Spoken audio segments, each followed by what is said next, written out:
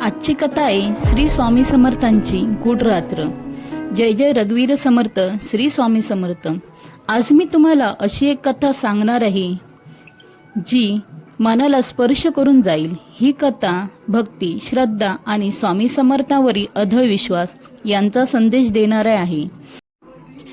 ही कथा लोककथेच्या शैलीतील सांगितली आहे आणि तिचा उद्देश श्रद्धा व सदाचाराचा संदेश देणे आहे। एकदा ही कथा पूर्ण ऐका, कारण शेवटच्या काही मिनिटात जे घडते ते गजाननच्या आयुष्यालाच नव्हे तर पूर्ण गावाच्या विचारांनाही बदलून टाकते। अक्कलकोट पासून काही अंतरावर एक लहानसं गाव होतं। त्या गावात गजानन नावाचा एक तरुण राहत होता। तो खूप गरीब होता, पण अत्यंत प्रामाणिक होता। रोज सकाळी उठून तो सर्वात प्रथम स्वामी समर्थांचा जप करायचा, पण नशीब मात्र त्याची साथ देत नव्हतं। आई आजारी होती, शेती कोरडी, कर्ज वाढलेलं। एके दिवशी निराश होऊन तो म्हणाला, स्वामी, माझ्याकडून काही चूक झाली असेल तर मला शिक्षा द्या, पण माझा विश्वास कधीही तोडू नका। त्या रात्री त्याला झोपच येत नव्हती। मध्यरात्री अचानक दारावर 3 हलक्या टकटकांचा आवाज आला। टकटक। त्याने दार उघडलं। बाहेर कोणीच नव्हतं, पण दरवाजाजवळ लाकडी खटाव ठेवलेली होती। त्याने ती उचलली आणि घरात आणली। त्या क्षणी त्याच्या मनातील भीती नाहीशी झाली।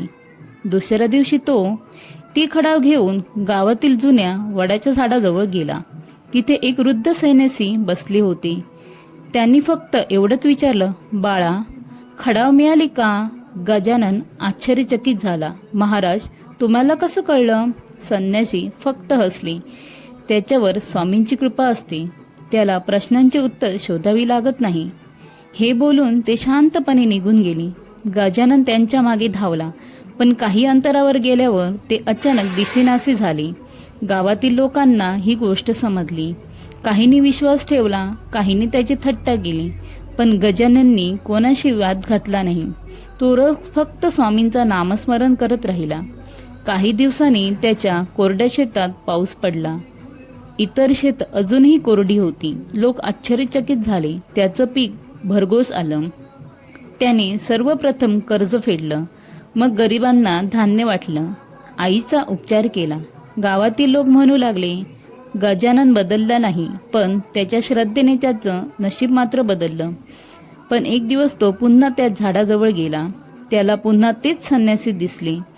गजानन त्यांच्या पायावर डोकं ठेवून नतमस्तक झाला। महाराज, तुम्ही कोण? संन्यासी म्हणाले, मी कोण आहे हे महत्वाचं नाही, तू तुझा विश्वास जपलास हे महत्वाचे आहे। इतकं बोलून त्यांनी डोळे मिटले। क्षणात तिथे मंद सुगंध उरला। संन्यासी कुठेच दिसेनासे झाले। गजाननच्या डोळ्यात अश्रू आले। त्यांना जाणवलं, स्वामी समर्थ महाराज शरीराने दिसोत किंवा न दिसोत, ते भक्ताच्या विश्वासात कायम असतात। त्या दिवसापासून गावात एक परंपरा सुरू झाली। प्रत्येक गुरुवारी लोक एकत्र येऊन स्वामींचा नाम जप करू लागले। गावात भांडणं कमी झाली। लोक एकमेकांना मदत करू लागले। गजानन नेहमी म्हणायचा, चमत्कार पाहायचा असेल तर आधी मनात श्रद्धा निर्माण करा। तर या कथेचा हाच संदेश आहे। स्वामी समर्थ आपल्याला संकटमुक्त आयुष्य देण्याचं वचन देत नाही, पण संकटांना सामोरं जाण्याची शक्ती नक्कीच देतात। श्रद्धा, संयम आणि चांगली कर्म हीच खरी स्वामी सेवा आहे। जय जय रघुवीर समर्थ। जर ही कथा तुम्हाला आवडली असेल तर व्हिडिओला लाईक करा, तुमच्या कुटुंबियांसोबत शेअर करा आणि स्वामी समर्थांच्या अशाच प्रेरणादायी कथा ऐकण्यासाठी आमच्या चॅनलला सबस्क्राईब करा। चला तर पुन्हा भेटू नव्या कथेमध्ये। श्री स्वामी समर्थ।